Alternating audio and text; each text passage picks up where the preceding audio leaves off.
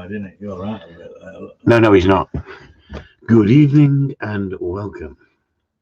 This is Chris Upton in the house, needing time out. I've been beasted this week. And as you can see, people in the background, let me introduce you. The one with no hair is... Sorry, lads. And the other one we know about. And the other one with no hair. Sue's had her hair done. That's what happens when you're dyslexic and this shit happens. You come out with anything when you're live. Anyway, let's get rid of them two. They don't want to be seen on there. Yeah. So we have Sol in the house, everybody. Sol's the good-looking one. And the other one on the other side is Fred. Fred. Right, said Fred. Kevin. If Kevin can just wave, everyone can see who's who. Because I don't know if it's back to front with what they're watching compared. So Kevin's in the background with Sol. And tonight we're going to have a discussion about pointers. Anybody wants to talk about pointers this evening? Look at his face. Look at his freaking face. Good evening to you. Hi, Chris. Your hair is thinning. Mine is. Thank you very much indeed. When did you last see me? Nez. That's very nice of you. I think you just... never heard of you, Nez. Start on a kind note. Yes. No, I was starting on a kind note, but he hasn't even got a profile picture. So I don't know who Nez is. Ian Gaunt says, what the pointers? It's rude to point, Andy says. Okay, so these boys have been here for a few days training, and we went out and had a shooting day on the estate yesterday with the underkeeper, and we did some dog training. Did you enjoy it, lads? Yeah.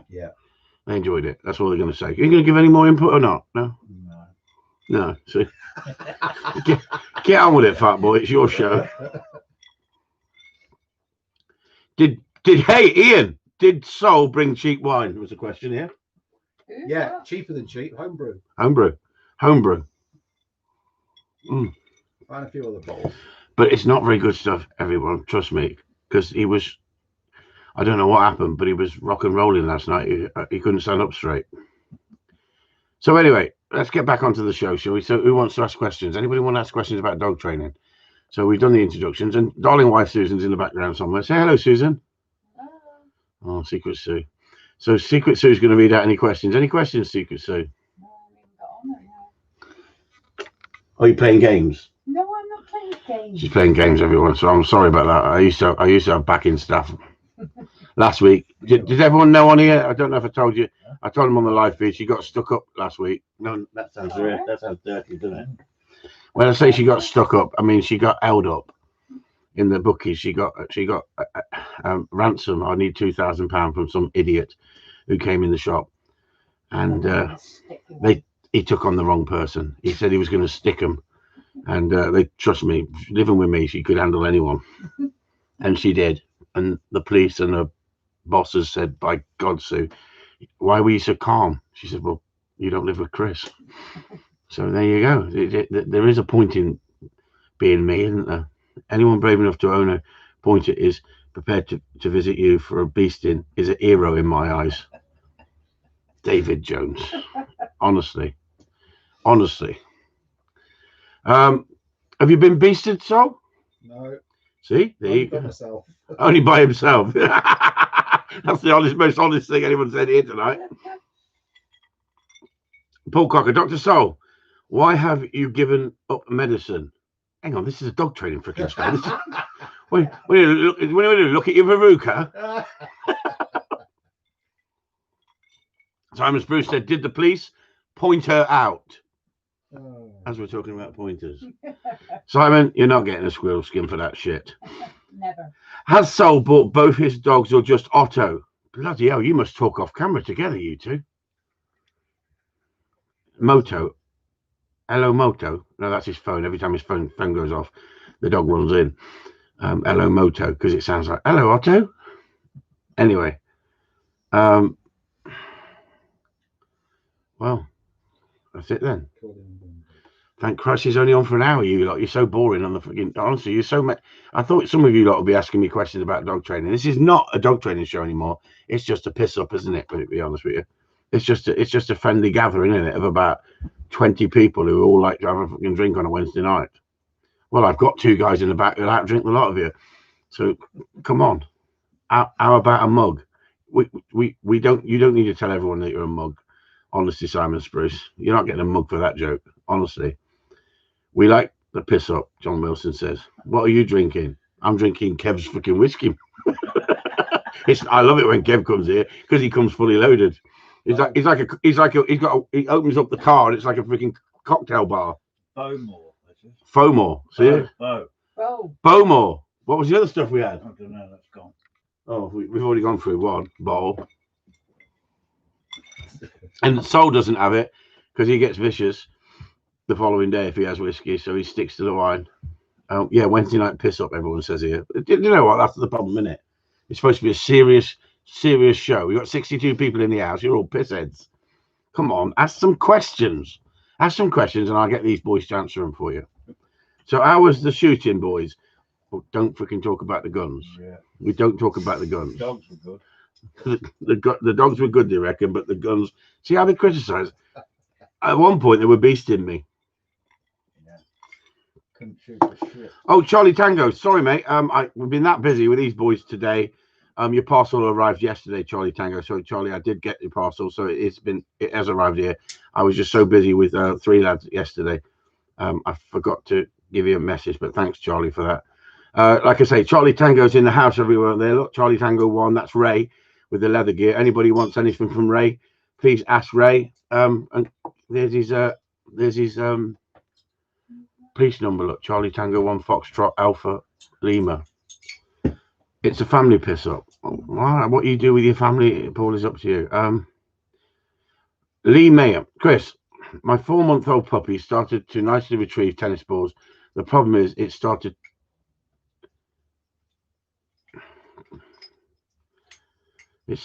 talking at me to throw the ball. Okay, I'm going to read that again because I am dyslexic. Sue can read this if I'm getting this wrong. Hi, Chris. 4-month-old puppy started to nicely retrieve tennis balls. The problem is it started talking at me to throw the ball. You mean it's whining at you? Or does it say throw the freaking ball? Throw the ball. Throw the ball. Started talking to me, throw the ball. Do I stop the game or have you another method to curb it? Sorry, I think curb it. Thanks. I don't know when you say it's a dog making a noise, whining. Is that what you're trying to say, Lee? Help me here, please. What's the difference in the point? Here, William G. Webb. Somebody is asking a question here. William George. What's the difference? What's the difference in pointers, e.g., certain traits and bloodlines? This predictive text, honestly, it makes me freaking struggle. What's the difference? What's the difference in pointers, e.g., certain traits in bloodlines? Come on, Sol. You get a lot more noise. There's a tendency to chew the game with some bloodlines. Some will bay on a retreating deer for quite a few counties. That's a bit of a problem. Everything's looking rosy in the garden at the moment. Carry on. You get a point every month, pretty much on average. And then the rest of the time, you see the birds flushed on the far head line. But I think it's pretty exciting stuff, really. Chris hasn't been converted yet. Oh, he did. I tell you what, he pointed on a hedge, didn't he? Beautiful. Yeah. And he knew the bird was in the hedge, obviously wouldn't get in the hedge, and we had to send a spaniel in to get the bird out. Yeah. Good old spaniels. Yeah. Good old spaniels. So apart from that. So Sol's had a good time. He's coming back next week. That's what happened with Kev. When he struggled, he came back the following week. Sol will sit home for 6 months analysing what went freaking wrong. Brooding. Oh, Christopher says, what's the negative then, Sol? That's when you're going quite well, yeah. So Paul Jarvis is asking a very sensible question. Then why do you have pointers, Sol? When you need a spaniel. I'm a bit of a masochist. Yeah. A masochist. He loves pain. I think you're right. He loves going up over the moor, trying to keep with the dog. It's like it's a bit animalistic, isn't it? Like I've hunted the whole moor out and found one bird on the moor. The only problem is where we were yesterday. At one point, he must have flushed 150 birds at the end of the wood. He was over the moon because the dog stopped. Now the dog was fucking confused. It went, which one do I fucking chase? It's because they were going all directions. He didn't know which one to chase. Oh, fucking, there's something wrong here. There's something wrong here. We got Kev Fielding in the background, and we got Kev Fielding. Hi, Chris. Jan here. He's usually. I thought you didn't share your account, your bank account with your wife. Kev only went down with one bottle. Did he stop at the spa? No, Tesco. No. Sorry, John. Sorry, you got that wrong. I bought 4 bottles of whiskey. Kev's still on the friggin' on the wagon. He hasn't touched one. Well, you poured it, so I didn't touch it. Yeah, he didn't touch it. We just kept topping him up last night. But he went to bed before everyone else last night. But it was 12:30, wasn't it, lads? Yeah. And I think we did start about 6 o'clock after the steaks, wasn't it? Well, 4 o'clock if you include going to the pub after the week. Kev, don't freaking tell everybody that. They'll all want to come here. Can't wait for those videos. Paul Jarvis. Yeah, I can't freaking wait to edit them. I mean, Sol said he's an atheist, and yet he went through this religious studies with a dog. Jesus Christ, what are you doing at the top of his voice across the board? No. He went better than he thought he was going to. Yeah. You agree, Sol? He went about as off the rails as I expected him to. Oh, come on. And then he improved. Do you know what, everyone? He You can improved see it. what I've got to work with, can't you? A good workman never blames his tools, and yet it's like it's having to pick him up and nurture him. He wants me to stroke him, I think. I think this is the problem. He wants to be reassured, you know? He comes from a background where he had to be reassured rather than, what are you doing? Why did you do that? I don't know why I did that. Oh, that's why I fucking come here. Tell me. Well, there's a question for I got beasted more than freaking beasted him. There's a question When picking a pointer puppy, what do you look for apart from the obvious? 4 legs and a tail. Come on. These guys are asking serious questions. I just take anything I'm given them. That's why it's gone so badly. Do you know what, everyone? I'm sorry We about. go by coat colour, and that's why the fucking tits up. So when you bought that one, so was the only one you had? You didn't have much choice, did you? No, Or did you have a pick of the litter? no, I never picked. I was given one from the litter. Yeah, so you had no choice. I chose the breeder and the litter. Yeah, the breeding, but I didn't choose the dog at the pup. It was given. That was the one pick She for said, you. That's the one you're having, the runt. Yeah, the runt. Yeah. So Did you say? Jay's asking a question. Did Dougie outrun Sol's dog? He would have this afternoon. Sol's dog had to be picked up and put in the car. He was on his knees. He was on his knees, completely on his knees. We broke him yesterday, and Sol, and Kev as well. But Kev's got an excuse. There was a drink with Kev this morning. He couldn't get out of bed. He was hobbling around as if he'd hurt his leg or something. Yeah. Did you get the whoa message? Have you read that one? Whoa, message. Come on, Susan, read it out. Come on, nice and loud for everybody. It's from Robert Jeffrey. Asshole. Hang on, don't say that like that, Sue. That said like arsehole. From a distance, everyone thinks arsehole. I We're can't back help to it. Derek and Clive, aren't we? Yeah. Oh. Arsehole. Right. I'll read that one out. I'll do it in English then. Asshole. Arsehole, yeah. Asshole. How'd you get this? Asshole. Stop it! You couldn't She's not been drinking. This is not supposed to be a piss up. That's before the drink. Asshole grasshopper. Right, I missed the first word. So, So, how how do you get? How he gets his dogs to learn whoa instead of creeping forward after pointing? yeah, now that was a fantastic question, Robert Jeffrey. I've been trying to analyse Sol for the last 3 days, and I'm going to sit back now and listen to this. No, it's longer than that, Chris. It's about 5 years you've been trying to Come on, analyse me. come on. He's forgot the question. No, I mean, I think he creeps. He does creep on the dummy launcher, not the dummy launcher, the pigeon launcher. And I don't know whether that's because he's smelling pigeon and he thinks I know that's trapped, so I can creep it, or whether he's smelling the launcher somehow. But anyway, he does creep on the pigeon launcher, but generally he doesn't creep on a point on a wild bird. Unless you've got the bird moving ahead of him. He'll relocate, yeah, he'll do a little shuffle and Yeah, then yeah. lock up again. But... So for people who don't know what we're on about, relocating is the bird starts to move, the dog's gone to point, the bird starts to creep itself, and the dog's allowed to creep slowly towards the bird. But the idea of the point, and Sol explained to you, and this is one thing that I find fascinating, absolutely fascinating, everybody, is no, explain.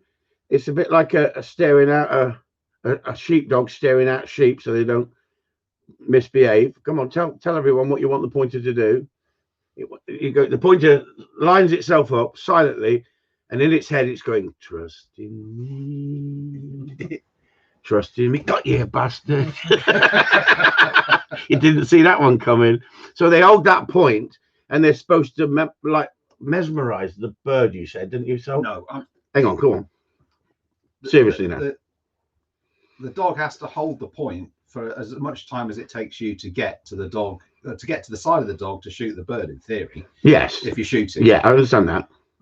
It's not on a visual point. It will freeze and the bird will freeze, and that's just a sort of staring contest. But most of the time, the dog doesn't know quite where the bird is. It can't see the bird. It's a scent point, isn't it? So how long then would you be happy to hold that competition between the birds holding the freeze and the dog holding the freeze?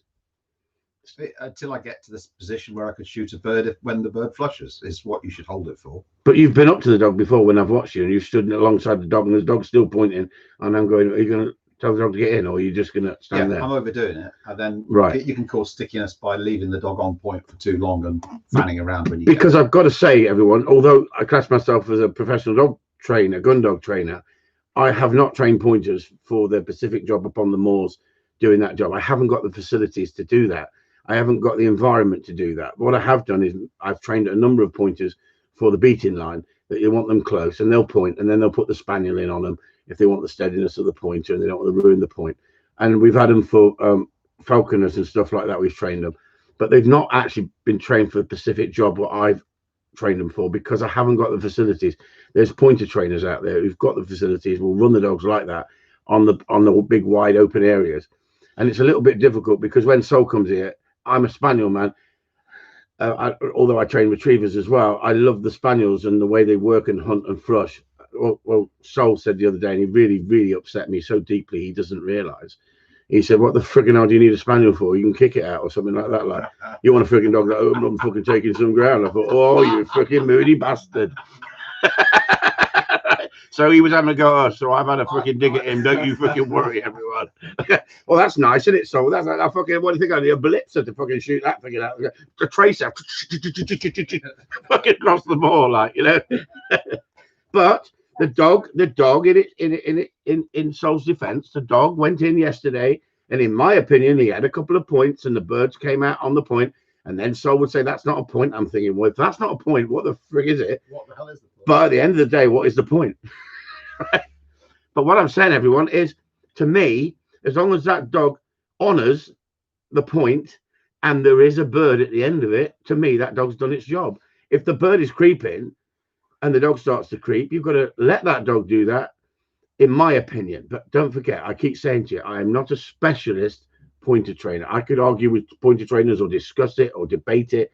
That's what I find fascinating. I find it fascinating talking about that, and I find it fascinating watching them work. But what I don't enjoy is walking freaking 9 mile up a freaking moor, and then the dog opens up on the wind and is banging up birds. Because Sol's got this wonderful phrase that he uses. He's going to tell us what it is. I'll tell you what it is, because I think it's a fantastic. He said, I'd never heard that.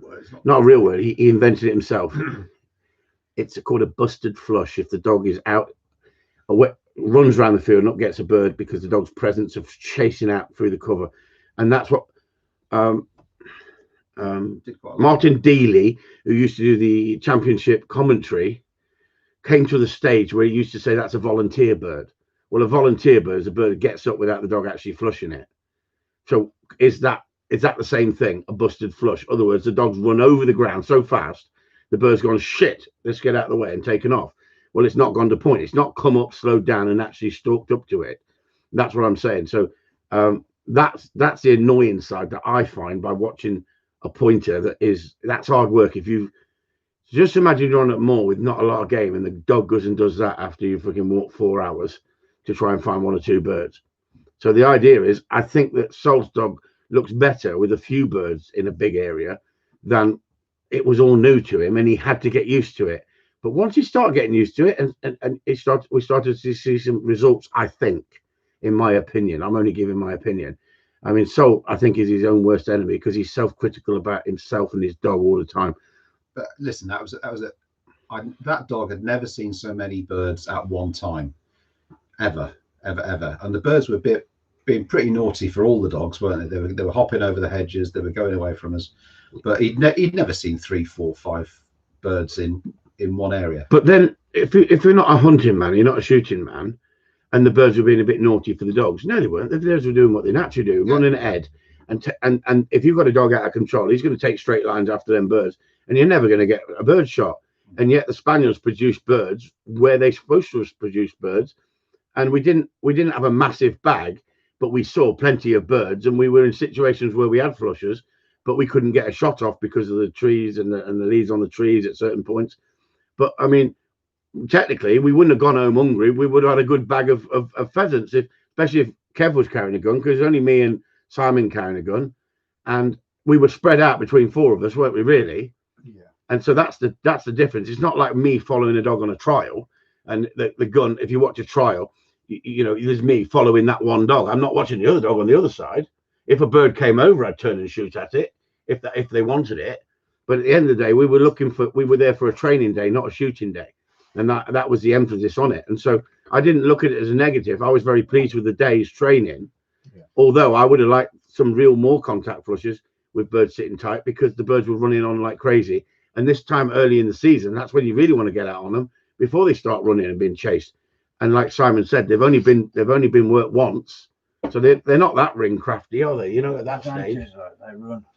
Say it again. Byzantes, they run. Byzantes, yeah, from Czechoslovakia, aren't they? They run. How old is Otto now? 4. 4. So Sue's just asked a question. How old is Otto now? If everyone wants to know. Jay asked. Yeah, that's what I'm saying. So he's 4.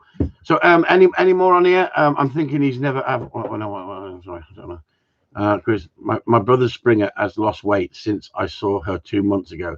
She is 5 years of age. He told me he has also noticed and started feeding her more, but she's not gained weight. Any thoughts? Well, could be a number of things. You want to see a vet, in my opinion. It's like me asking Sol, what can I do with this verruca? He said, I don't do verrucas anymore. I'm not a doctor. Right. He's not a doctor anymore. So I think you said, what can I do with this arsehole? Yeah. I've never said that to back Kevin in my life. Don't let the onion near it. Oh! Don't mention the onion. Lee, I'll start this again. The pup is yapping. All right, thank you, Lee. Thank you. Yapping. Thank Christ for that. At me to throw the ball. It's only 4 months old. How best to curb this behaviour? Thanks. No problem, mate. We're already having a laugh. Yapping, noise. Is it a cocker by any chance? Answer that question, Lee. Is it a cocker? Lee Stewart says, always fancied a red and white setter. Red and white setter. What, a Man United fan? What are your views on them?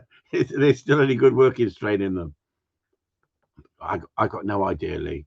Sol's not an expert. I don't know anything about setters. You don't know nothing about setters, right? Yeah. I find that watching them, they don't seem to be very quick, do they? They're more on Dougie's lines. Yeah, what is the best breeding lines if someone was going to buy a pointer? Andy's trying to fucking act intelligent here.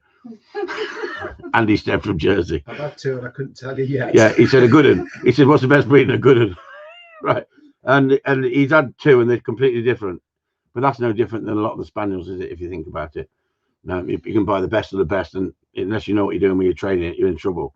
The thing is with Sol, he doesn't shoot over his dogs, so the dog's not had that experience. And he's compromising to a certain extent, but I'm over the moon with what he's achieved with his dog. And I think he's beaten himself up, because I don't think they're the easiest dogs to train. And if you haven't got the facilities, you haven't got you're not shooting over them, and you haven't got the game or the ground to go to and shoot over, or get someone to shoot over them, then you're not going to train them in the same way as you are with someone who's got all the gear. And I don't think that artificially putting pigeons in the traps, sometimes, in my opinion, is the best way to train the dog. But I may be wrong. There's a lot of professional dog trainers out there who use those traps, and I'd like them to come on and tell us more. You know, at the end of the day, if the dog is acting different on that compared to a wild bird, what's he going to be like if he went on a shoot with birds running ahead of him all the time? Because you know, everybody who goes on shoots knows that after the season, halfway through the season, those birds are running through the woods way before you even get in line sometimes. That's why you got to put the soothing out, and you got to slow them down, or they put the stops out. But if we'd had stops out yesterday, we would have got into a lot of birds. But guess what? Then they got to bring another person, then we got to pay extra. And it's not cheap to shoot over your dogs with keepers. You know, we did all right. We were pleased with what we had. But at the end of the day, some people can afford it, and some people have to go rough shooting, and some people have to do it on a budget, on a shoestring. Is that right? David Jones asked here, so how far do you allow for like your pointers to run out when hunting up? Well, it's really important, that question, David Jones, because at the end of the day, before Sol answers it, I'd like to say the environment, the ground should make a big difference. But let Sol answer that question. It'd be lovely. It absolutely should. You should be able to do 200-300 yards to the left, 200-300 yards to the right on open ground. And then when you get into denser cover, the dog should have been trained to shorten it up. Unfortunately, I've got a one wood, and I've got one wood in the bag, and it's 203 yards. You know, it's a wide ranging dog, and I've never got the knack of training it to work close in woodland. What I would have liked at that point, sorry to interrupt there, so I don't mean to be rude. I'm not interrupting. No, me. I'm interrupting you. No, I interrupted you. What I'm saying is, I would have liked Sol to say, it all depends which way the wind's blowing, because at the end of the day, he said 200 yards that way, 200 yards that way, and he didn't bring the wind in. Yeah, so it's really important, the wind. You have to take the wind into account when working a pointer. So whether you're working a back wind, a crosswind, a side wind, you wouldn't want the dog doing 300 yards that way, 300 yards that way, if it's a crosswind. But at the end of the day, that only comes with experience and knowledge. And like I said, I love watching, I love learning. But when I look at pointer videos on the internet, I'd rather go out gardening. I'd rather set some concrete, right? But I'm not being rude. I'm not having to go at pointers. I'm saying when you see it done nicely, and I've seen Sol's dog go to point and actually produce bird and run brilliant, but it's not been a lot of game there. And like you said, he's never been on that. Well, hang on, you've got to get out in there and put them on that. And that's how you educate the dogs. But guess what? You don't get it for nothing. You don't come along to someone and they go, yeah, I'll take you on a freaking shoot with freaking 5,000 birds in that area, and you've got to give your dog the experience. And it's like Kev's dog went really, really well the other day, and then today he's played up a little bit because he's worn out and he's mentally drawn. He needed a time out to rest, and then hopefully tomorrow he'll be back on form again. And Sol's dog did the same. So when we went out and did the dummy launcher, and Sol said, yeah, but when we went up on the moor and we did 9 and he got every one of them, yeah, there was no freaking scent there. He hadn't been freaking driven to that level of his brain was cooked. And what happened is we took him out today, just dogging in, and you could see the dog suddenly come alive and go, yes, there's birds here as well. And you could see it on the dog. I could read it. He was saying, and Sol's like, what's he freaking doing now? And off he went. And it's like, you've got to put the dog in those situations to go wrong to be able to put it right or address the issues and see what you need to work on. Because that's when you see your weaknesses, when you put the dog under pressure. And that's when you see the weaknesses of a lot of clients that come here, when I put them under pressure. It's not that you put them under pressure on purpose to beast them. They've got to learn to cope with pressure, the same as the dog's got to learn to cope with pressure. So that's where each person's different and each dog's different. And you don't get the best out of every person by treating every person the same. Where Kev, when I beasted him one day, he drove all the way home and didn't talk to the missus all the way home and bit the steering wheel. But as soon as he got home, he knew I was right, but it pissed him off. You could see it pissed him off, but he had to have some own truths. But what did he do? Phone me up 2 days later, I'm coming back down next week. That's the fighting spirit. That means he wants to get there. And he didn't just do it once, he did it 3 or 4 times, and he got his dog to a better level. And that's how you learn. And now when he comes down with the dog's not perfect, but by God, he's a good hunting dog. There's a partnership between the two of them. It's not perfect. Things go wrong. There's nothing wrong with dog going wrong. That means you haven't suppressed it to the point that it's a boring windscreen wiper dog that's been man-made. At the end of the day, he's got a dog. Do you enjoy your dog, your Corleone dog? Yeah. Yeah. So what's the best thing you like about your dog? Everything. So he was one of the amigos, wasn't he? He was Mr. Naughty, wasn't he? Was Mr. Naughty. Oh, he was called Mr. Naughty. I named him Mr. Naughty because he used to push the boundaries all the time.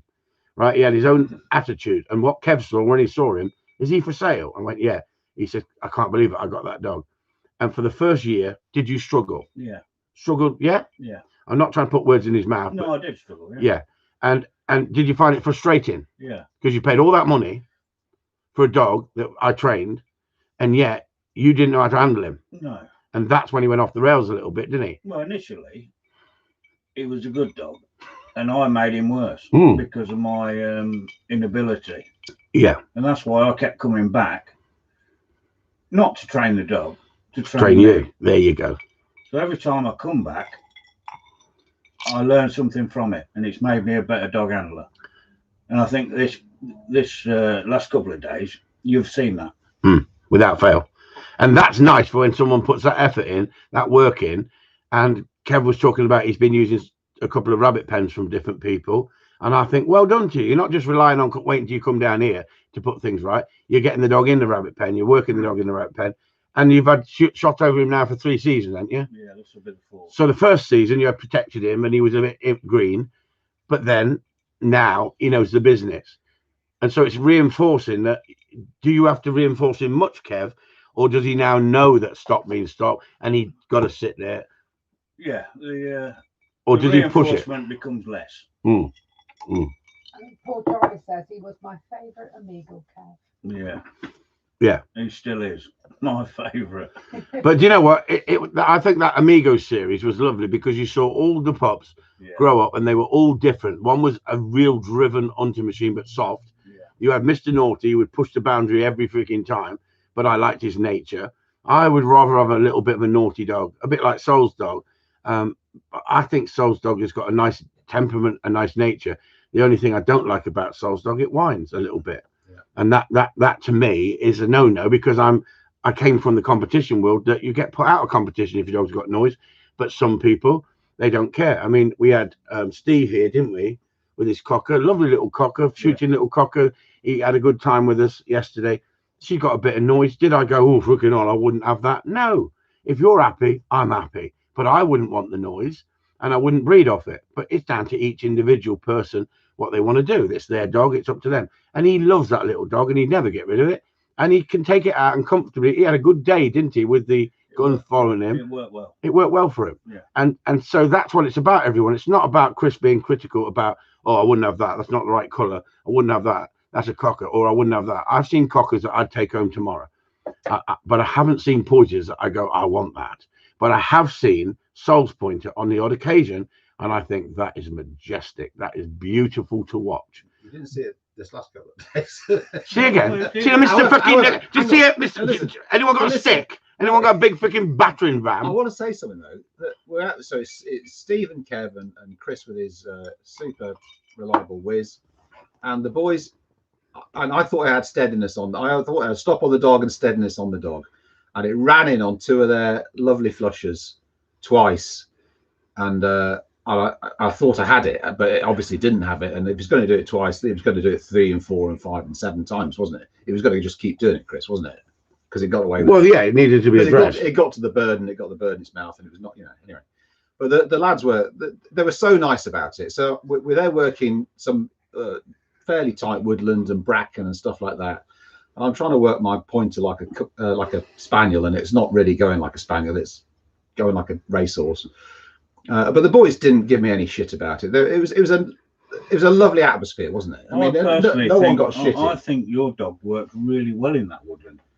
He was taking up too much ground, but I was really trying to keep it tight. But I thought you'd done well at keeping it tight. So did I. We were missing. I just like to say, working like a spaniel. I just like to say, Paul Crocker says here, isn't that why Pointer is known as HPR? No, they're known as HPR because, like the royal family, they're interbred. And they're German. sorry, lads. That was a serious fucking chat, and I like that. No, Go on. The boys always were lovely with me. They didn't go, "You're fucking up my spaniel." Yeah, but they saw how temperamental you were. I might have cried at any moment. When he started stamping his feet, everyone going, "Fucking hell!" A lot of dogs learn from it as well. They got a lot of steadiness. No. This is. My dog ran in. Guess what, everyone? This is. Sol takes it to heart a little bit because this dog messed up their retrieves. Guess what? I know Kev's dog will retrieve all freaking day. So all Kev needed is a steadiness. When that bird was shot, that's when the dog ran in because it realised shot, something falling out of the sky, movement. I'm going to go and get it. It taught Sol that he needed to come down and address that problem. Now, Chris Upton didn't say too much to you, any of you, really. It wasn't like fucking school you, beasting you on each and individual thing. But what did I do at the point when the dog did that a number of times? I said, "Are you happy with that?" And his freaking face was like, "Do I look freaking happy?" So we addressed it. Did it work? Yeah. There you go. That's why I'm here. 4 or 5 big flushes of 4 birds, 6 birds, probably 12 birds at the end of that wood, and he didn't move his arse at all. Yeah, but I didn't know I had a problem till I got him in that situation, and that was a great day for me. But that's because it's called a hotspot. So if you're in a trial and you're hunting up, and up gets a bird and they shoot it, and you send your dog and it goes out, picks that bird and comes back, it looks lovely. That's part and parcel of nearly getting a win in a trial if it does that without screaming at it. But what happens though is you go up, gets a bird, it's shot, you send the dog. As the dog's going out, birds are taking off left, right, and centre. Yeah. All of a sudden, you've got a different freaking dog on your hands. Right? No, you aren't if you've trained it in that environment. Yeah, but Paul Jarvis says a well-trained pointer is like watching poetry in motion when it goes right. And they are, aren't they? Every month, you might get a treat. Yeah. Well, I'm going to tell you people here because you know Chris is honest and Chris is straightforward. Me and Kev went out because Sol let us down with the time. He didn't get here on time. We all waited for him, and he was freaking deciding to freaking drive up the motorway, freaking doing zigzags or something, overtaking. And at the end of the day, scenic view. He took 2 extra hours, and we were waiting for him. And he now feels guilty for that, and he's apologised. And he doesn't like being late. He said, but on that occasion, stuff you lot, we just sit there in the rain waiting. I did text you, but you didn't have your phone. No, yeah. So anyway, he's now making excuses. No, but he did text me, but I didn't check my phone. So anyway, me and Kev thought, right, we'll go out for a couple of hours, and we went in dogging back, and Kev's dog went really well. And then I says to Kev, I said, listen, I've been winding Sol up saying that Dougie's going to beat his pointer for a straight run race, and Sol's been going, what, with a £5 challenge, with the dummy launcher? No, he won't beat that. I said, no, straight race. We'll film it like 2 Suzuki with the mule. And we'll see who wins this race. See? So I said to Kev, when we get back, if he's there, wind him up like shit and say, fucking hell, for 43 miles an hour, that mule, that dog fucking overtook us. So when we come back, Sol's in the kitchen, in the conservatory, everyone. And I goes, did you enjoy that, Kev? Oh, that was fantastic. He said, went really, really, really well, did it? Really, really well. And it did go well. It was no bollocks about that. It did. And Sol singing, yeah, but tomorrow might not fucking go very well. In his head, right? And he's thinking, oh, his dog went well, and this isn't going to well. You bastards. You bastards. They wound me up. What did you say? He said, oh, Kev, your dog went really well today, Kev. Really well. And he was so steady, wasn't he, Kev? And he was working really tight, wasn't he, Kev? And he was beautiful today, Kev. He said, yeah, well, Chris, that's about, and they just fucking.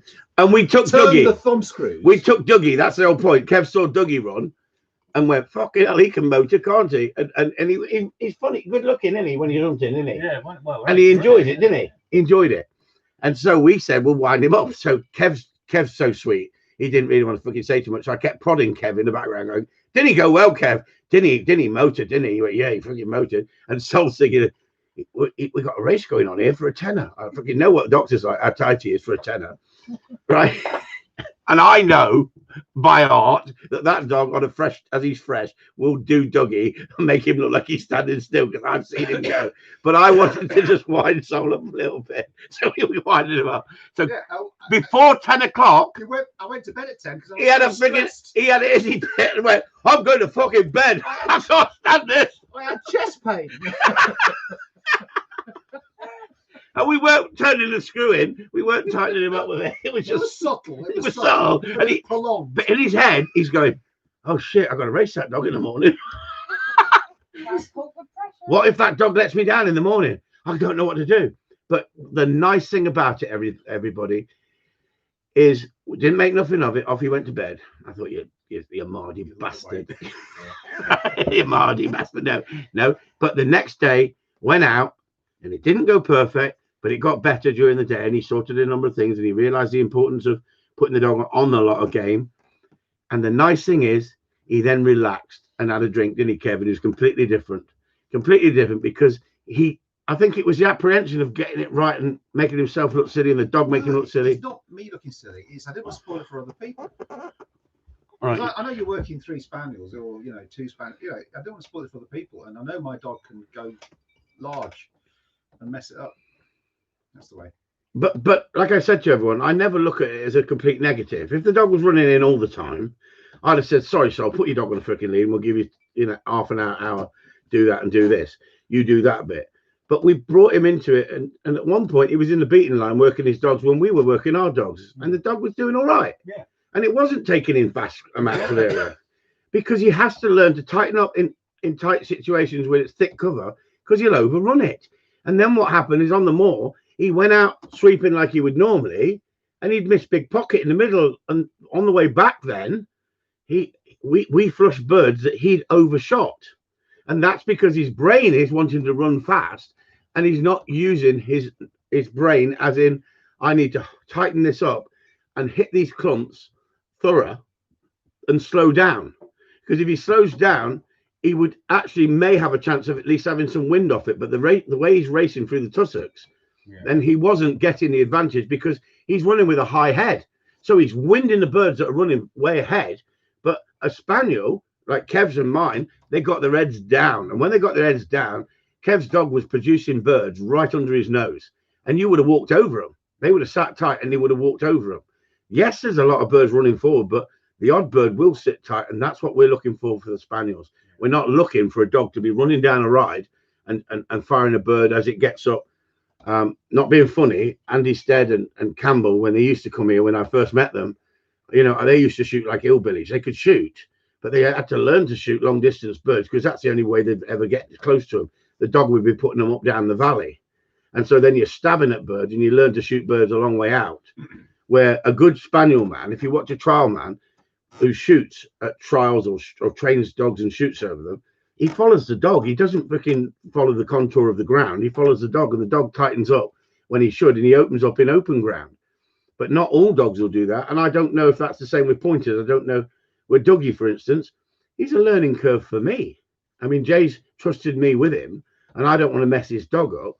But if Jay thinks he's going to join the beating line and that dog's going to freaking be lovely, he will if he keeps him tight. But if he allows him to open up, he's got to educate him that sometimes you can open up and sometimes you can't open up. So Jay says, I must admit, I would feel the same as so it's dual. He calls you dual now. Dual. You're dual in that situation. I tell you what, you lot, I think you freaking throw these words in because I'm dyslexic. It's just typos, isn't it? All right, you're all right. You're not pissed, you lot. I must admit, it would be the same as soul, but to me, it looked like drool. In the situation, it was lucky enough to ever work the dog on if I was lucky enough to, I thought you said you want to go beating with him. I'd be self-critical and probably end up, do not go out with a freaking soul then. You two being self-critical, you'd have to phone, what's name, Anonymous. We'd have 9-year-old dogs. Fucking hell. We'd have 9-year-old dogs would have never taken them on the shoot. We got 2 men standing at the bridge, one with a pointer and one with a frigging Cardiff Spaniel. And Dougie's saying, jump, you fucker, jump. Hope you break your neck. So Chris, have you told Jay Derek and Clive? No, tell him about tell him about No, the you cheese. tell about cheese. It's your show. I didn't think this out. You worked this one out. what, the Corleone cheese? The more I read, Special cheese. the more I read about dog training and how you can do it with positive and positive only, I want to become the cheese king. So we're going to start training dogs. Instead of using discipline, we're going to start using cheese. Now, because he's French breeding, we think that French cheese maybe Well, ask Jay if he's trained with the wrong. Is he trained with English cheese? Wesleydale, fucking Yorkshire stuff, isn't it? Has he tried cheddar or something like that, and it's gone wrong? Yeah, it's gone wrong because it's a French dog. He needs brie. Camembert. Yeah, he needs a floppy, creamy cheese that you can heat up. And I think he might be giving the wrong cheese. Jay says, "You bastards!" Honestly, he'll be so confused when he comes here. I go, have you brought your cheese? What cheese? Well, you've got a whole theory, haven't you, about strong cheese and No, I blue think veins? No, that was Sue. For the stock. Oh, that was Sue's And theory. they hadn't been drinking at this point. And that's what We got just went off me on one, worried. didn't we? It went off on one. Sue reckons that, you know, for a heavy misdemeanor, you need to use a very mature cheese, some with a bit of depth, and then for a lesser misbehavior, you can use mild. You know, Edam, Edam, something that's tasteless. You know, so it needs to be high value food. You know, so if it's a misdemeanor, you can't punish, but you just got to give him very heavy cheese. You know, something with a bit of taste in it. Anyway, that's enough talking shit. Come on, let's get on with this.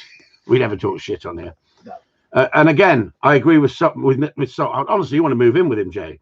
And again, I agree with Sol in that back of your mind, you're also thinking about not wanting to ruin other people's days. Yeah, and that's nice about Sol. That is true. That is true. But I think he's overanalyzing it a little bit. Like, no different than Sean. Sol and Sean sitting in a freaking truck together, honestly, could be in their days trying to work out why the freaking dog scratched his head on the freaking last drive. Thanks, Kev. I'm glad you're tapping us up. Look, everyone. Kev is looking after me. Like, whoa, Jesus Christ, look. Oh, you done it to me last night. Any, I do need ice, yeah. Welcome to your world, eh? Welcome to your evil world. Yeah. How was that top up going last night? What I've worked out is when they come here and they like a drink and they bring their own drink, what you do is you get yourself a small whiskey glass and you give them a big whiskey glass and you keep topping them up and putting a small amount in yours and a load in theirs. Because guess what? They don't get up till 9 o'clock in the morning then. I mean, I get people here. I've come here. Hang on, thank you. I've come here dog training. They're up at 4. They want to go out training. I go, hang on, let me have a frigging lie in. But no, these boys, if you get them plastered, they'll stay in bed till 9. Especially Sol. It works though, doesn't it? And they took Sol an hour then to recover, didn't it? Before he was still sweating in the morning. Like having. Oh, and by the way, this is criticism when criticism is due. So, because we're putting them in. They don't live together or they don't know each other. They're in different bubbles. That's why there's a meter apart. Look, if they're on the settee, and so Kev is in the caravan. Everyone, they're not sharing, and Sol is in the horse box out the back field. Right. Anyway, so we has a bit to drink. We weren't drunk. Off goes Sol at 10 o'clock because he wasn't happy. Right. Goes to bed. Me and Kev here till about 1 o'clock, half 12, 1 o'clock, finishing off this whiskey, thoroughly laughing our heads off. Not at Sol, no, not at Sol, right? But wondering why he left in such a freaking off. But yeah, I thought a good early night, that'll do him good. He'd be fresh in the morning. And then he came in like the cat that had been out all night in the rain. And I said, "What's the matter with you?" He said, "Fucking freezing in that." Sue had switched off the freaking electric, turned the fire off at 10 o'clock and all the lights. Right? I woke up at 3. She woke up at 3, shivering, wanting to share the bed with the dog.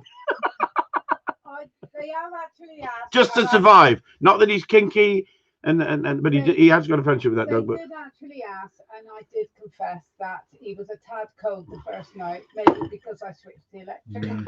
So TripAdvisor report on us, do not believe or anything. It was nothing to do with me. It was to do with Sue. I said, "Why did you switch the light off?" She says, "I don't lock the door." I said, "Don't lock the freaking door. He can't get in to go to the toilet if he wants to go to the toilet." Have it. And she said, "Yeah, but that's all right." And then when he come in, he goes, "It was bloody freezing." I gave him a nice warm cup of tea. You did. I did. Julian Lees, thanks for the squirrel skins. We said that to you, Jude. Has Sol bought any more of that quality moonshine? Yes, for Sue. Yes, she has. Yeah, see, they all look after Sue when they come here. You'll have to sleep with the dog to keep warm, says Paul Jarvis. So last night he slept like a frigging baby after the wine, and we kept the fire on, and we didn't see him till 9. I'm thinking, are we going out today? Paul Jarvis said you have to sit with the dog to keep warm. I didn't have the dog in with me. I had the dog on the floor. Well, you should have tucked in with him, shouldn't you? No, I'm not doing that. Should have been body eating there, shouldn't there? The dog Yeah, loved it, but then That's what people survive. he'd They be constantly cuddle trying up. to get in bed with me. Yes, what's that? There you go. So he hasn't got a bond with his dog, really, has he, everyone? Never mind. Anybody's. Hang on, Steve Pace is in here. We were frightened. Hang on, what was Steve? I really did enjoy the day and the company. Hard to hunt pointer close to springers. I don't know. I don't think it was. I think that if you trained it, the dog will do it. Yeah. Apparently, other people's dogs. do it. Years ago, I used to be on a shoot, and there were two guys on there. Both had pointers, and we used to call them the Pointer Sisters. And they used to hunt their dogs close, but their dogs used to hold the point, and then the spaniels would come in and do the flush because they just wanted the steadiness on the point.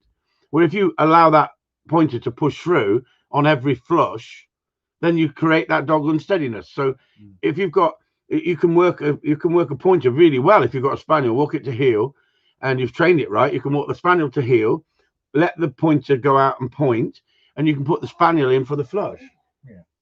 Right, and so you know, it's horses for courses, everyone.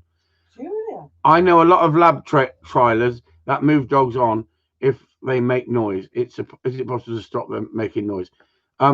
Lee, that's the problem. Are you going to run week in and week out in competition with a dog that's got noise? You'll just be traveling home. And technically, years ago, if you had a dog that made noise, you just didn't run it. There's too many people running dogs with noise these days, and they're breeding off them just because of the fact that they've won a certificate or got an award in trials. The whole point of it is, in my opinion, and everyone to their own, if you've got a dog with noise and you're a professional, I do not believe that you should be breeding off it if you're a professional. Because guess what? You're going to sell that dog, and then someone goes 2 years, and that dog won't shut up.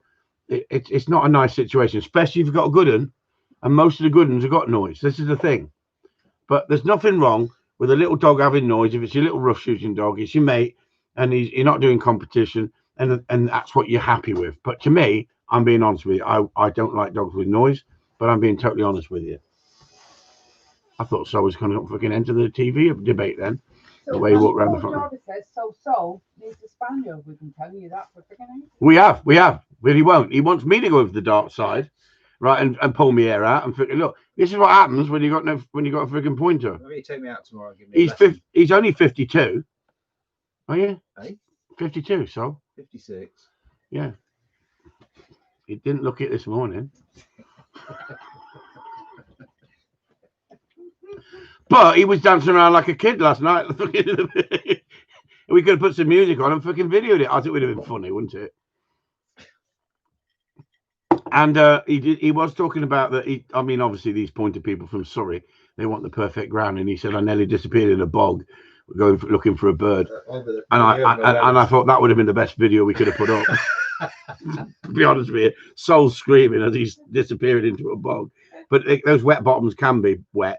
But you got to know your terrain in that sort of stuff. When you're rough shooting in there with a gun, you got to know when to step on high ground, and you got the tussocks. You don't never go in on something you're not sure about. You'll just disappear, and it can be quite dangerous. So it was another thing to show Sol, because he then nearly lost a boot. And imagine hopping across the moor for the next 3 hours. he would have not been the most happy geezer in the world, would he? But I thoroughly enjoyed it. I thoroughly enjoyed with the company, all three lads. And I think we had a good time. And like I say, you can't come here thinking that I'm just going to shoot over your dog. I haven't got the facilities to shoot over your dog on a regular basis. That doesn't mean I don't shoot over people's dogs. That doesn't mean I don't go out and get onto lots of birds. But at the end of the day, this is not a shooting business. This is a gun dog training business, and it's part and parcel to shoot over dogs on the odd occasion and to train those dogs. And there's nothing finer than getting your dog out in the real thing. It's as simple as that. Fantastic day. So Sol needs a spaniel. There you go. Too much information, Jules. Has Sol bought any more of this quality? Hang on. Has Sol bought any more? What's this? Too much information, Sue? What are you on about? Well, no. Oh, I've slept with a few dogs in my time. Julian. I know. Honestly. That's what I said. Too much information there. Honestly, everyone thought you were such a nice man. Too much information. So go on then. Any questions, Sue? No, but I mean that Michael McLaughlin, as you said. McLaughlin? McLaughlin. Yeah, he said, and I've lost it now. Flipping out. She's lost it. She lost it a long time ago, everyone. See how it goes dull when she freaking lost it? Yeah, but I've lost it. Oh, it says some use a bell on the pointer's neck. Yeah. They're running with bells Right. in France. You So know, you can hear where they're fucking are when they can't see them through the woods. so needs a GPS, let alone a bell. Yeah, well, they use GPS on, Oh, on that's a bit cruel. boar dogs, don't they? You know. They use them on pointers on horseback in America because they do open up and cover a lot of ground. And it's the whole point. When I went to Texas, everybody, and I took a dog out there that won a trial or got a ticket in a trial, and I took 3 dogs out, 2 of mine for a client and 1 for somebody else. So you used to be able to take 3 dogs. I took a spaniel out there. Anyway, he said on the 3rd day, let's have a look at this spaniel. And I'd seen it in a trial, and I was impressed with its hunting, but it was pulling the guy all over the place, and that's what the Americans wanted. And so the guy wasn't going to get any further with it because it was just too headstrong. And they enjoyed those headstrong, high head carriers, running dogs that would take a line. So anyway, I took this dog out with him, and he took a flapping pigeon out and threw it. And the flapping pigeon went down and dropped into the field. And he sent the dog, and he didn't get a bomb with the dog or nothing like that. He just freaking, after 3 days of coming into America, he just took the dog out. And the dog ran to the back edge. And the dog started onto the back edge. And it was a long way out, but he overshot the bird and didn't put his head down in the field. He must have thought the pigeon come down in the back edge. And then blew the recall whistle, and I blew the recall whistle, and the dog wasn't coming back. So I said, hang on, let me get after him. He's not listening. He said, no, don't worry about that. Don't worry about that. I said, what do you mean, don't worry about it? He said, don't worry about it. There's nothing on that edge. I said, yeah, but he's not listening to the command. No, don't worry. He's not going to come unstuck. We'll educate him when he comes off the edge. So I'm thinking, hang on, where I come from, that's where you find all your fucking birds if you're rough shooting on the edge, right? And you're asking the dog to come off the edge, you've got to come off the edge. No, don't worry about that. So when he did come off the edge, I says, and so anyway, he did come off the edge. He then went there, and the dog found the pigeon and came in. He said, there, that educated him rather than punished him. I said, all right. So in England, then he gets on the fucking edge, don't take no notice, and let him fucking flush everything on the edge. He said, I told you there's nothing on that edge. I said, how did you know there's nothing on that edge? He said, because the predators would have fucking ate it. Right. So, environment and different training scenarios makes hell of a difference, doesn't it? When you first went out to America, you didn't think there's snakes and there's freaking stuff on there that kill anything that's on the edge. Yeah. Where in this country, that's where we get our flushes if you're a rough shooter. You're in Ireland, you don't find birds unless you put them in thick cover, if vice versa. And so it's a learning curve for everybody. So what I'm saying is I'm not knocking Sol. We're having a laugh as mates, and we're being sensible as well as having a bit of a banter with you all. But at the end of the day, I personally, and I'm not just saying it, I think there were some real positives that came out of that day's shooting with the keeper. Would I book that every week with a keeper? No way. I don't need it. But in a situation with a group of people, and we all had something out of it, and all the dogs gained from it, it was a nice training day. It wasn't there for a shooting day. We did shoot, but I would have been quite happy if the keeper had shot everything. Because why? Because I shoot on a regular basis over dogs. But at the end of the day, we needed 2 guns, if not 3 guns, because of the ground we were covering and the way the birds were running. If you've got wild birds, they've not been chased round, they will sit a lot tighter. Kev can vouch for that. A wild bird will sit a lot tighter than reared birds that have been pushed around a shoot for a few months. They will run. And that's why it's important that you don't let those dogs take those straight lines. When we're talking about don't take the straight lines, that's why I keep saying, get your dog back, get your dog back. Because if that 30-yard dash out in front of you turns into 60 yards, it then turns into 120 yards. And that's when birds see the dog racing out towards them, they'll just flip up and go.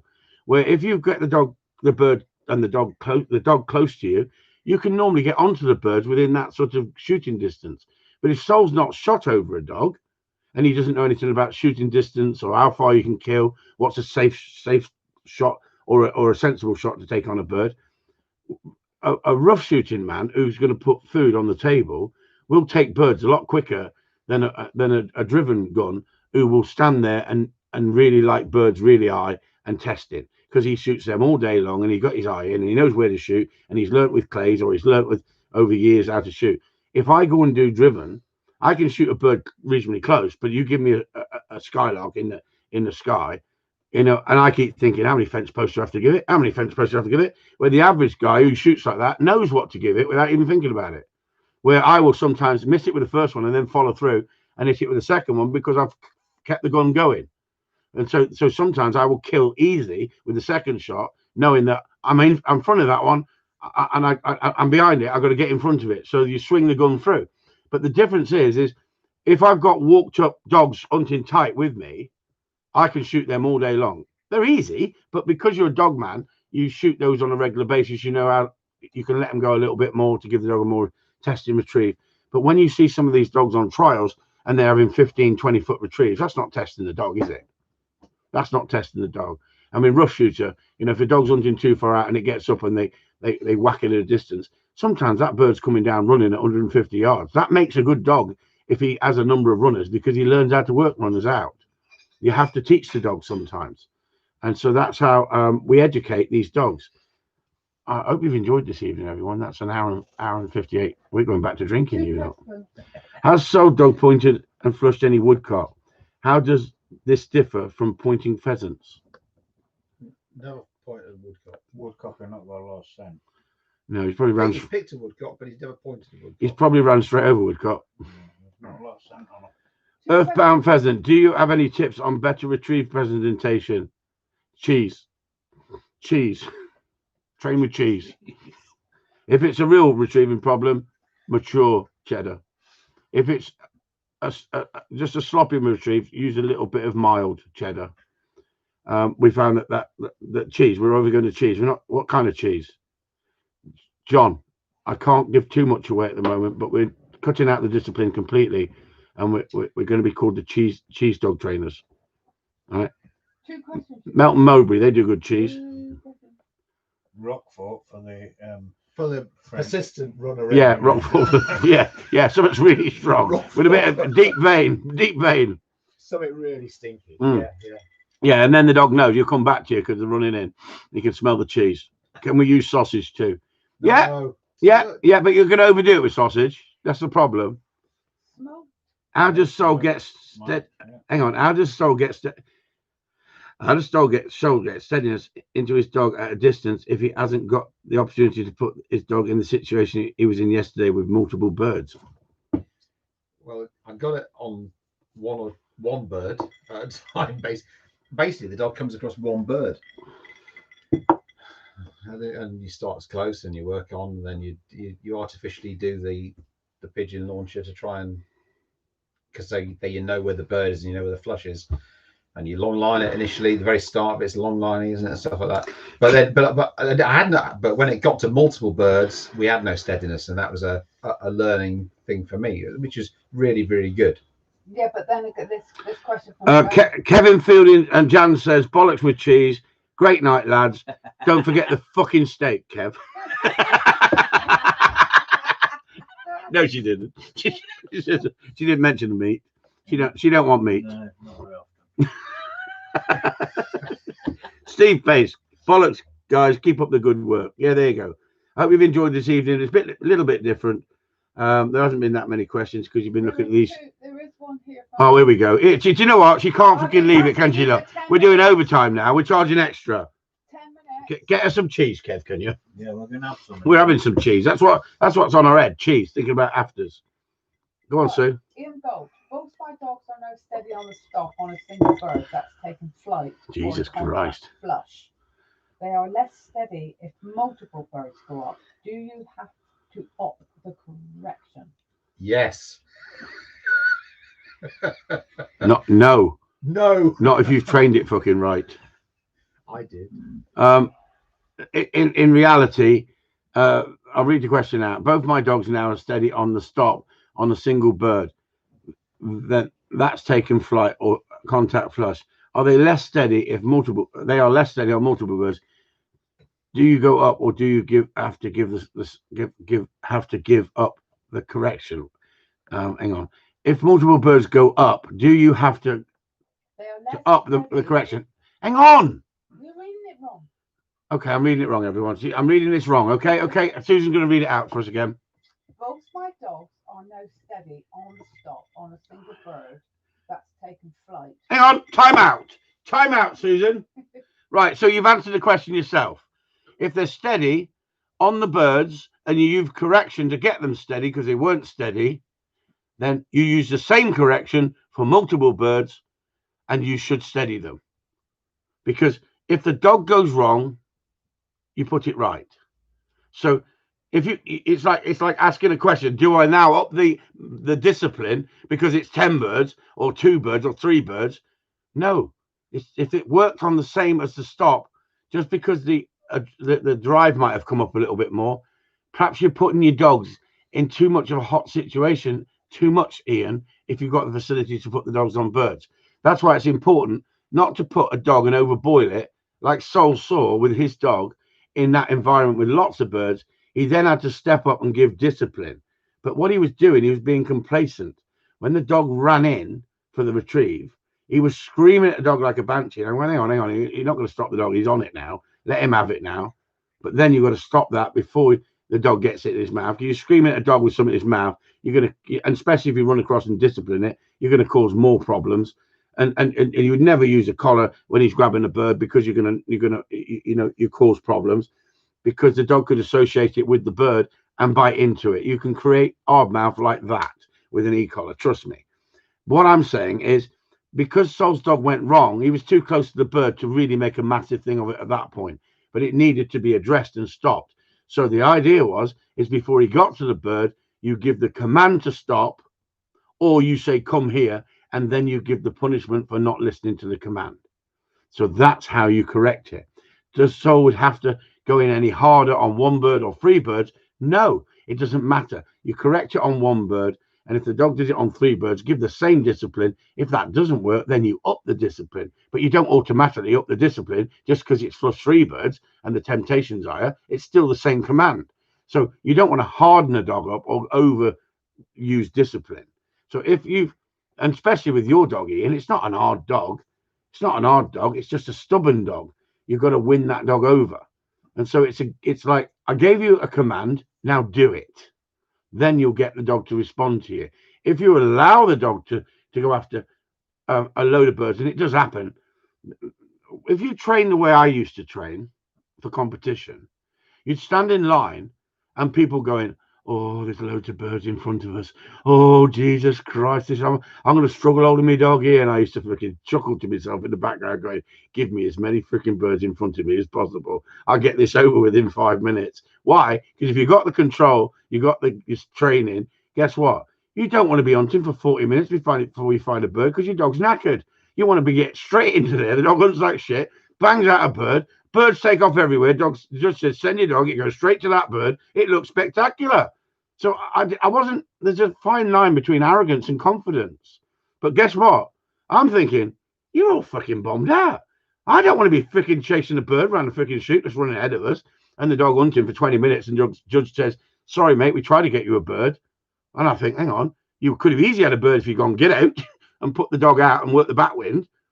And so it's like being able to multitask. Some people can multitask and some people can't. That's why I said to Sol, what about the wind? Yeah, but I can't work this field because the fucking wind's not right. Well, in a trial, you don't get a freaking chance. They just go in the direction they're going. You don't go, hang on, Judge, I'm not working this. My spaniel's not going to work this very well because it's not a headwind and it won't keep tight. If you've got a backwind, if you teach the dog to work a backwind, some dogs will work a backwind naturally and some dogs won't. Some dogs you have to teach. But if you've got a backwind and you say, get on, and the dog fucking go out in a straight line and then work it back to you like a sheepdog, bringing sheep back to you, guess what? The birds are coming over the guns. You can't miss them. But if you're sending a dog out there and he's not listening to you, you've got no control, and he's putting the bird up 140 yards out, and the guns are going bang, bang, bang, and missing everything, the judge says, get your dog, mate. It's hunting too far out. There's nothing wrong if you stand still in a trial and say, get on. If it's a backwind, the dog go out. Some judges look at you and think, what the fuck are you doing? Because they don't know how to work a backwind. But if the dog goes out and then comes back on the backwind, and he brings the birds back to you, because the birds will run back because he's gone round them like a sheepdog and he's working it back to you in that figure of S. He's covering the ground. And he's now got the birds on his nose because he's coming back into the wind. So he's not going to miss nothing. But if he goes that way on a backwind, he's got to get out past it before he comes back and turn onto it.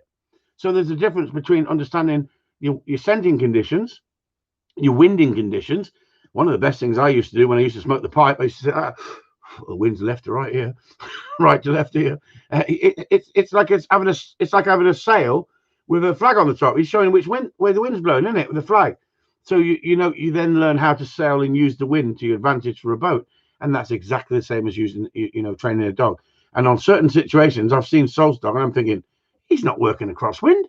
He's just freaking doing what he normally does, going straight out and taking in too much freaking ground, and then he's missing big pockets on the way back in.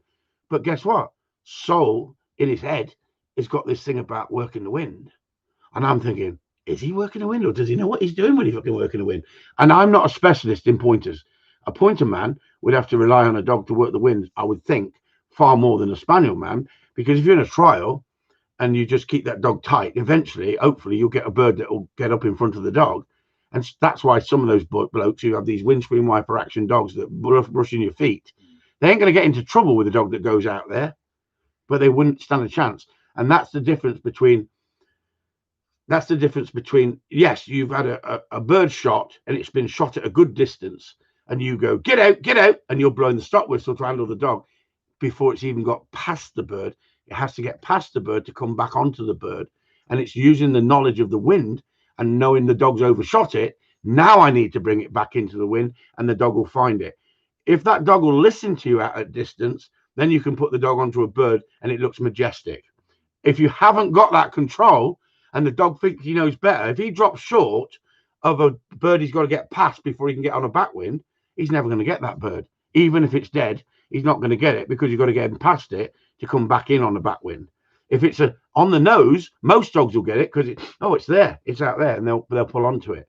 So there's a lot deeper part of dog training that you master with experience and knowledge, and that's the same as having that ring craft that Sol hasn't got because he doesn't shoot over his dog, where Kev has got the ring craft because he's a shooting man, right? And there's the difference. So he'll know certain things about shooting that will be advantageous for the dog.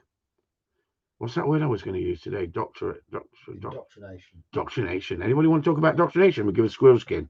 Come on, the first person who talks doctrination without looking it on Google. What is Indoctrination? Indoctrination. Come on, indoctrination. Get a squirrel skin. You've got 15 seconds. Yeah, 14, 13, 12, 9, 8, 10. No, sorry, lads, you've lost it. They couldn't get that one. Look, they've all left. Go on then. Kev's got a question. Can you teach a dog to work a backwind, or is it something that he'll learn himself? That's what I said earlier. He wasn't listening. I said earlier that some dogs will automatically work a backwind without being taught. They just got that knack of understanding how to work a backwind. And other dogs have to be taught. And is that not the same with kids with mathematics? Some kids can learn very, very quick, and some kids need to be taught. I don't know. That's what I found over the years. Some dogs will naturally know how to work wind, and will onshore to one side and take in more ground the other side. And other dogs would just run that same pattern because they've been conditioned to do it. The skillful dog men can work wind with a dog, and they can read it. I got to say, I had a good mate who trained to a very good standard. He won tests, he won awards, he won tests, and he got awards, and he got his dog to a very good standard. And he was in a trial, and a bird was shot, and it was a simple bird. He sent the dog dropped short, and he's going, lost there. And I just wanted to grab him by the freaking throat and say, listen, send the dog back another freaking 10 feet, and he'll freaking turn back into the wind and go, it's there. But he didn't. He kept saying, lost there, waving his freaking hands around. The dog's hunting like shit. But guess what? He'll never find it because he's got to get another 10 foot behind it. Let the dog get out. Let the dog get out. If he goes out too far, then spin him back onto it, and he'll come into it and he'll wind it. And that's the difference between knowing when to cast a dog, and it's the same with the sheepdog with the outruns, isn't it? When you watch a sheepdog do an outrun, a good dog does it with very little control, does it? It's just when you blow that whistle, that dog just drops and then starts to work the sheep back, doesn't it? It's majestic to watch, and that's the same as dog training. Everyone, gun dog training. you can get a dog to a reasonable standard with a bit of tuition from someone, but to pick up the knowledge and the understanding takes years and years to master. Yeah. And that's what it's like. One of the things I must say before we go, I bet you Kev enjoys dog training now, and he loves his shooting. He's a shooting man. He loves shooting. He does a lot of shooting, but I bet he loves his dog work because it's a buzz working a dog that's of the standard he's got now, Yeah. and enjoying shooting over it and working it and people seeing it. And there's something majestic about the partnership between when we say man and dog, we mean woman and dog, man and dog, but we just say I don't want to be sexist, but there's something between working a dog and a human because you're not joined at the hip. It's a team. Yeah. It's fantastic. Mm. And when it goes right, there's not another better feeling. Kev Feeling said, "Love you, Sue. Must come down next time, you dirty bastard, Kev. You're married. Stop it." Freaking sending her texts knowing I'm watching. Secret freaking texts. My phone's in my pocket. William D. Webb. Sue, can you help me? It says, "Love to see you, Jan." Yeah. Ops. Love to you, Sue. Must come down next time. No, Ops. OPPS. Oops. Love to see you, Jan. Oops, Kev, because she's under your name, isn't she? Yeah. So you are talking to Kev on the freaking phone, you dirty bastards. William G. Webb, he said Kennel Club indoctrinate the masses. Exactly. You're dead right. Well done. Unlucky, it was more than 15 seconds, but you're dead right. And that's what I was talking about. I was listening to someone tonight on a podcast about indoctrinate. And that's what we're saying. They manipulate what they want you to believe. They feed you what they want you to feed you. And that's exactly the same as the politics with Americans. You know, they've got Trump, everyone, he's got a love-hate relationship with so many people, hasn't he? And yet they've got the other one who they've put in there because he's cheap. And at the end of the day, he's going to do what they want him to do. So they've put him in there. But when you listen to him waffling and gobbling and missing words and forgetting things and coming up with stuff, you think, is that the best two people in America that you could have for your president? But they don't let people in there to be president of the United States unless you're a yes man sometimes. So you're pleasing big business. You're pleasing the people who are running the country, and that's what it's about. I would never be asked to be an ambassador of this or that because I'm too outspoken. It's simple as that, isn't it, gentlemen? Would you go there? I'd vote for you, though.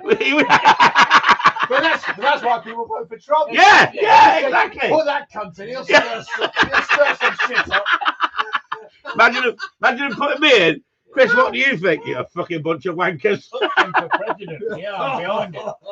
I'm on the campaign trail. He says some funny stuff. Yeah, I'll tell you what, it would be entertaining. Let's just say that. And they're saying they're now saying that Trump is so clever because he's on the stage now. He's now super king, and he's a superhero because he got over the virus. Yeah. He's going on the campaign trail, and he's standing there saying, "Bring it on! I'm going to kiss all of you." And it's like, this bloke is bombed out, and yet to some people, he's their hero because he's their freaking superhero. And it's like I don't want to be politics and religion, but guess what? It's the same as religion. If you don't believe in religion, and you're an atheist, and you think to yourself, how do you believe that stuff that's in the Bible? Oh yeah, but that was just a guide. That was. Well, hang on. We know when he parted the sea. How come no one's ever done it since? You know, if you believe that, and there's some very intelligent people who are into the faith and they believe, and I say each to their own. But when people come into my world and tell me what I've got to do and how I've got to think and how I've got to train, I've always been a bit of a rebel. So that's why I wanted to use that word, indoctrinate. Hey! Ding ding. And you said it right as well. No, because I broke it down in freaking syllables. Thank you, William George Webb. You made me look freaking intelligent. You practice it. But the difference is, because I am dyslexic, I haven't got that. I'm not Dale McCluskey. I can't give that psychobabble. I can't give that psychobabble of Dale McCluskey. Or I listen to Gary Wilkes, and Sol's not too impressed with Gary's way of putting it across, and yet I am, because I wish I was more intelligent intellectually that way, and yet sometimes I see things in such a simple format that it works. It's not complicated. And that, No, but if Gary Wilkes has said it in a way that was simple and not complicated, I think that's the greatest genius of it all. If you can break it down into simple, basic shit that people can get their head around, you get so much more result than if you're appealing to the people who can read clever essays. but I'm let's sure just he's say, clever. I'm sure he's got a great brain. I'm sure he's got great ideas. yeah, But it didn't help me. I read that page of stuff and I thought, you know, non-conditional punishment. It's like, what do you fucking mean by that? I had to look it up. What do you mean by, what would you say non-conditional punishment is? Well, I wouldn't understand it. Exactly. I had to fucking look it up. And you still. So it didn't help. you So if you communicate and said, you whack the dog whether it's good or bad, Yeah. that's non-conditional punishment. Or you punish the dog whether he's done good or done bad. And I'm thinking, how do I want to use? Do I want to use that in my life? Richard Gold says, Oh, Kiss. Richard. keep it simple, stupid. Keep it simple, stupid. Kiss. Yeah. Keep it that- simple, stupid. Yes, that's a great thing. David Jones says, nobody likes a smart ass. Sit down, Sol, and shut up. Oh, yeah. Ah. No, he didn't. He said, he said, no one likes a smart ass. I had it up here. Right, good night.